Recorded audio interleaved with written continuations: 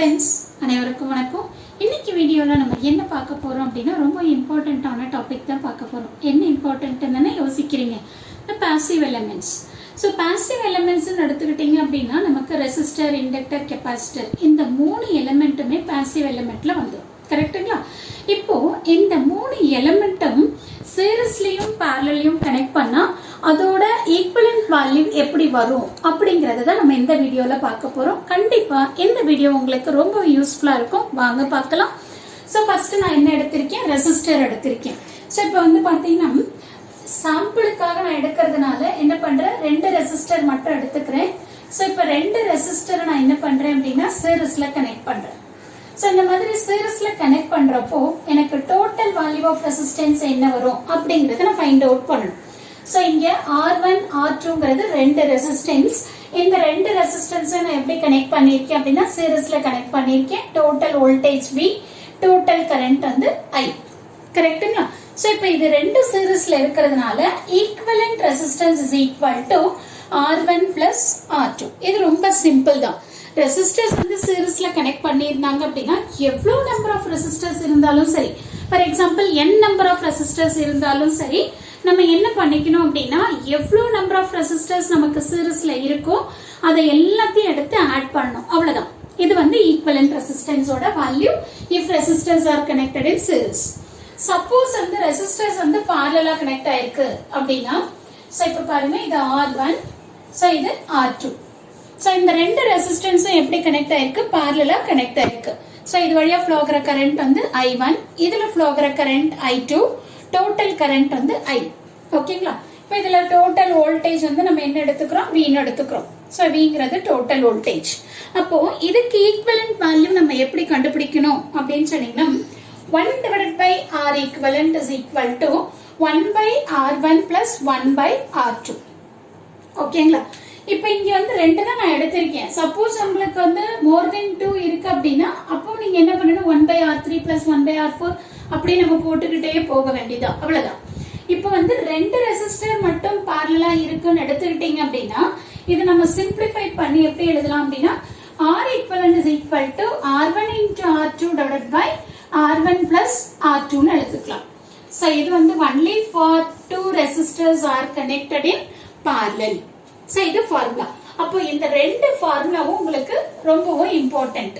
So resistors சீரிஸ்ல இருந்ததுன்னா நம்ம என்ன பண்ணிக்கணும்? எல்லா ரெசிஸ்டர்ஸையும் ஆட் பண்ணிக்கணும். எவ்வளவு ரெசிஸ்டர் கொடுத்திருக்காங்களோ எல்லா ரெசிஸ்டன்ஸையும் நம்ம ஆட் பண்ணிக்கணும்.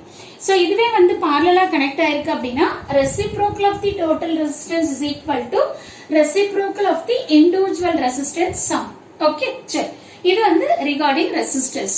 இதுவே நான் இண்டக்டருக்கு போறேன். இப்போ இண்டக்டரும் நான் என்ன பண்றேன் அப்படின்னா 2 இண்டக்டர் மட்டும் நான் எடுத்துக்கிறேன். So inductor 1, inductor 2. சோ இது ரெண்டுத்தையும் நான் என்ன பண்றேன் அப்படின்னா சீரிஸ்ல கனெக்ட் பண்றேன். So total voltage V, current I ன்னு எடுத்துக்கிறேன். அப்ப இதுக்கான ஈக்குவலன்ட் வேல்யூ என்ன அப்படின்னு சொன்னீங்கன்னா L1 plus L2. இங்கேயும் n நம்பர் ஆஃப் இண்டக்டர்ஸ் இருக்கலாம். அப்ப நம்ம என்ன பண்ணணும்? எல்லா இண்டக்டர்ஸோட வேல்யூ எடுத்து ஆட் பண்ணோம் அப்படின்னா டோட்டல் இண்டக்டரோட வேல்யூ கிடைச்சிடும். ஓகே, இப்ப அதே மாதிரி இண்டக்டர்ஸ் parallel இருக்கு அப்படின்னு எடுத்துக்கோங்க.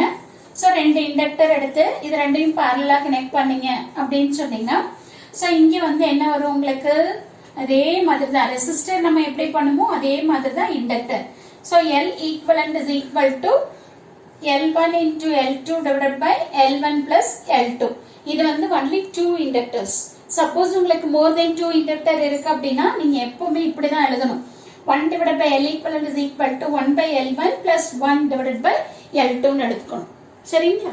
சோ இது ரிகார்டிங் இண்டக்டர். இப்போ இண்டக்டர்லயே சம்டைம்ஸ் இந்த டாட் ரூல் யூஸ் பண்ணி ஃபைண்ட் அவுட் பண்ண சொல்லுவாங்க. அப்படி ஃபைண்ட் அவுட் பண்ண சொன்னாங்கன்னா அது என்டையர்லி டிஃபரெண்ட். இது நம்ம டாட் ரூல அப்ளை பண்ணாம 2 இண்டக்டரும் சீரிஸ்ல இருந்தா இல்ல 2 இண்டக்டரும் parallel இருந்ததுன்னா அதோட ஈக்குவலன்ட் வேல்யூ எப்படி கண்டுபிடிக்கணும் அப்படிங்கறத நம்ம பார்க்கறோம். ஓகேவா? சரி. Next capacitors. சோ கெபாசிட்டர் இப்ப நான் என்ன பண்றேன் அப்படின்னா 2 கெபாசிட்டர் எடுத்து சீரிஸ்ல கனெக்ட் பண்றேன். ஓகேங்களா? சோ இந்த 2 கெபாசிட்டர், இந்த 2 கெபாசிட்டரையும் சீரிஸ்ல கனெக்ட் பண்றேன். எதுக்கு அக்ராஸ் ஆனா சப்ளைக்கு அக்ராஸ் ஆகும். சோ இது வழியா ஃப்ளோ ஆகுற கரண்ட் C1ங்கிறது ஃபர்ஸ்ட் கெபாசிட்டர், C2ங்கிறது செகண்ட் கெபாசிட்டர். அப்ப இதுல ஈக்குவலன்ட் வேல்யூ எப்படி கண்டுபிடிக்கணும் அப்படின்னா 1 divided by C equivalent is equal to 1 by C1 plus 1 by C2 etc. இங்க நீங்க என்ன பண்ணணும், reciprocal of the total resistance is equal to sum of the reciprocals of the individual capacitors. இது ரொம்ப important. ஓகேங்களா? நெக்ஸ்ட் வந்து பாத்தீங்க அப்படின்னா கெபாசிட்டர் நமக்கு வந்து parallel கனெக்ட் ஆயிருக்கு. இப்போ ஃபார் எக்ஸாம்பிள் நான் 2 கெபாசிட்டர் எடுத்துக்கிறேன். ஸோ இந்த 2 கெபாசிட்டரும் இப்போ எனக்கு எப்படி கனெக்ட் ஆயிருக்கு அப்படின்னா parallel கனெக்ட் ஆயிருக்கு. அப்போ parallel கனெக்ட் ஆயிருந்தது அப்படின்னா ஈக்குவலன்ட் கெபாசிட்டன்ஸ் எப்படி கண்டுபிடிக்கணும் அப்படின்னா ஆட் பண்ணிக்கணும். So C1 plus C2 plus etc. Suppose more than 3 capacitors இருக்கு அப்படின்னா அந்த வேல்யூ எல்லாத்தையும் நம்ம ஆட் பண்ணிக்கணும். ஸோ இந்த கெபாசிட்டர் வந்து பாத்தீங்கன்னா ரெசிஸ்டர் இண்டக்டருக்கு அப்படியே ஆப்போசிட்டா இருக்கும். பட் ஆனா வந்து பாத்தீங்கன்னா இது ரெண்டும் ரெசிஸ்டரும் இண்டக்டரும் ஒரே மாதிரி இருக்கும். ஸோ சீரிஸ்ல இருந்துன்னா ஆட் பண்ணணும், parallel இருந்துன்னா ரெசிப்ரோக்கல் எடுக்கணும் அப்படிங்கிற கான்செப்ட் வந்து ரெசிஸ்டருக்கும் இண்டக்டருக்கும் ஒரே மாதிரி இருக்கும். பட் ஆனா கெபாசிட்டர்னு எடுத்துக்கிட்டீங்க அப்படின்னா அது வந்து என்டையர்லி டிஃப்ரெண்டா இருக்கும். ஸோ கண்டிப்பா இந்த வீடியோ உங்களுக்கு ரொம்ப யூஸ்ஃபுல்லா இருக்கும். ஏன் அப்படின்னு சொன்னீங்கன்னா நிறைய இடத்துல நம்ம வந்து இண்டக்டர் கெபாசிட்டர் யூஸ் பண்றோம், சீரிஸ்ல இருக்கும், parallel இருக்கும், அதோட ஈக்குவலன்ட் வேல்யூ ஃபைண்ட் அவுட் பண்ணணும் அப்படின்னா ஸோ இது எப்படி பண்ணணும் அப்படிங்கிறது தெரிஞ்சா மட்டும்தான் நம்மளால ஈஸியா பண்ண முடியும். ஸோ அதனாலதான் இந்த வீடியோ. ஸோ கண்டிப்பா இந்த வீடியோ உங்களுக்கு ரொம்பவும் யூஸ்ஃபுல்லா இருக்கும்னு நினைக்கிறேன். தேங்க்யூ ஃபார் வாட்சிங் திஸ்.